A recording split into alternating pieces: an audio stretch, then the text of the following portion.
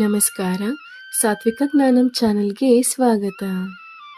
ಇಲ್ಲಿ ನಾವು ಆಳವಾದ ಆಧ್ಯಾತ್ಮಿಕತೆ ಮತ್ತು ಸ್ವಯಂ ಅರಿವನ್ನು ಅನ್ವೇಷಿಸೋಣ.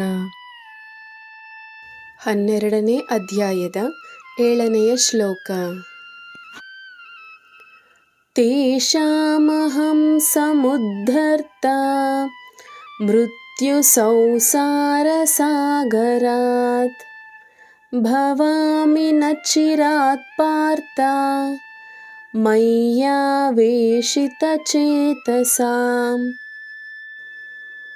ಎಲೆ ಅರ್ಜುನ, ನನ್ನಲ್ಲಿಯೇ ಮನಸ್ಸನ್ನು ಲೀನಗೊಳಿಸಿರುವ ಆ ಪ್ರೇಮಿ ಭಕ್ತರನ್ನು ನಾನು ಶೀಘ್ರವಾಗಿಯೇ ಮೃತ್ಯುರೂಪಿ ಸಂಸಾರ ಸಮುದ್ರದಿಂದ ಪಾರು ಮಾಡಿ ಉದ್ಧಾರ ಮಾಡುತ್ತೇನೆ. 12ನೇ ಅಧ್ಯಾಯದ 8ನೆಯ ಶ್ಲೋಕ.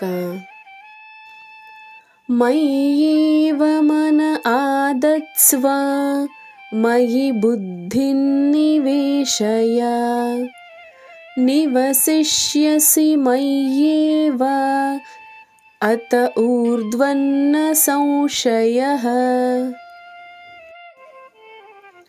ನನ್ನಲ್ಲಿಯೇ ಮನಸ್ಸನ್ನು ಕೇಂದ್ರೀಕರಿಸು ಮತ್ತು ಬುದ್ಧಿಯನ್ನು ತಲ್ಲೀನಗೊಳಿಸು.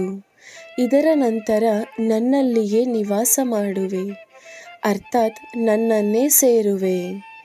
ಇದರಲ್ಲಿ ಸ್ವಲ್ಪವೂ ಸಹ ಸಂಶಯವೆಂಬುದೇ ಇಲ್ಲ.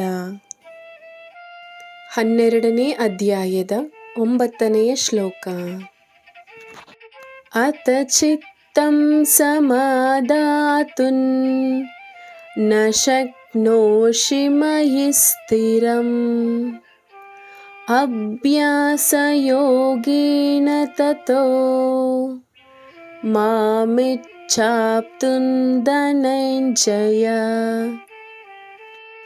ಒಂದು ವೇಳೆ ನೀನು ಮನಸ್ಸನ್ನು ನನ್ನಲ್ಲಿ ಸ್ಥಿರವಾಗಿ ನೆಲೆಗೊಳಿಸಲು ಅಸಮರ್ಥನಾದರೆ, ಎಲೆ ಅರ್ಜುನ, ಅಭ್ಯಾಸರೂಪಿ ಯೋಗದ ಮೂಲಕ ನನ್ನನ್ನು ಸೇರಲು ಇಚ್ಛಿಸು.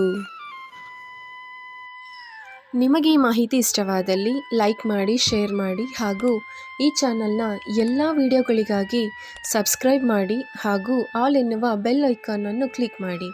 ಧನ್ಯವಾದಗಳು.